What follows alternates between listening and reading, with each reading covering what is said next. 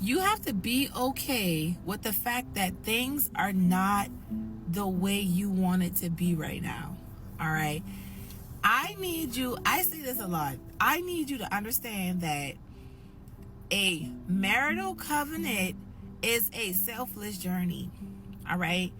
And it is also a partnership with God, with your spouse, with being used in your spouse's life where y'all are one together. Okay.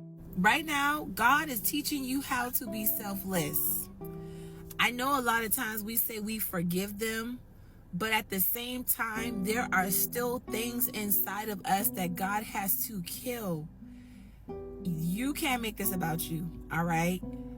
It's going to be several things that God is going to require you to do that your spouse does not deserve.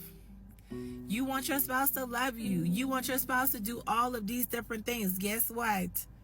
Sometimes you have to love them where they at until God gets them there, okay? To where they can actually reciprocate what you desire. But let me bless you with some knowledge really quickly.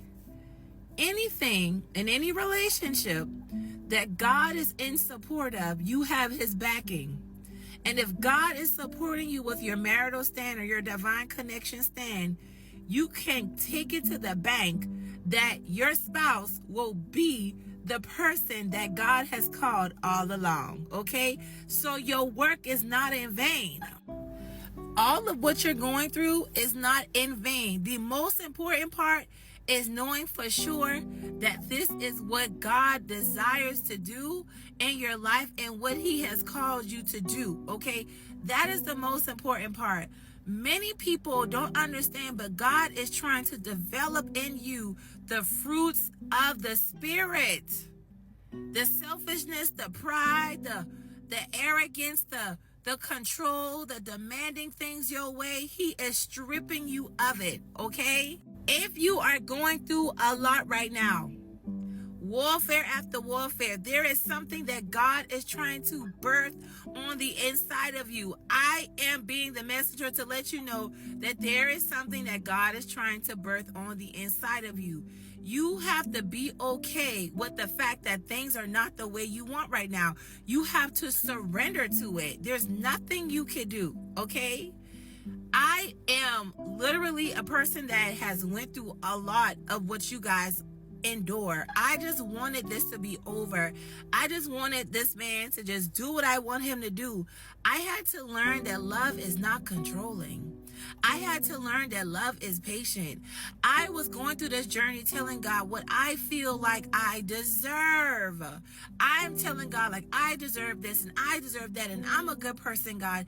And why isn't he this way? God, why? I know a lot of y'all know what I'm talking about. And you have been showing unconditional love and they're not giving it back to you. They're treating you as if it's nothing. Y'all been married for umpteen many years and they're making you feel like you ain't never been nothing to them. But God is telling you to bless them and God is telling you to love them and God is telling you to do all of these different things. Let me help you understand something.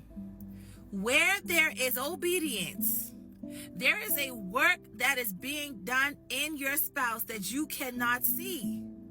Understand that.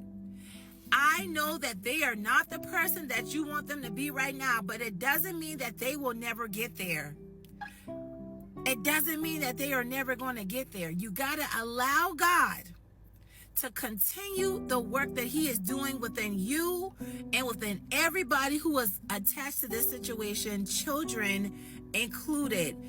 If it took God 7 days to create the earth, then you got to understand that God is a God of process, okay?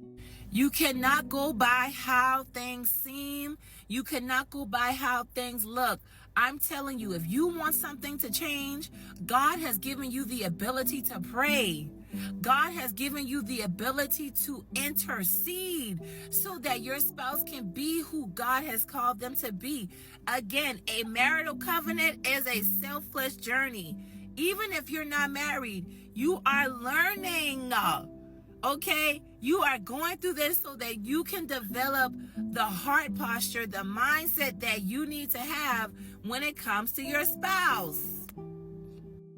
Be okay with the fact that things are not the way that they are. You have to surrender to that.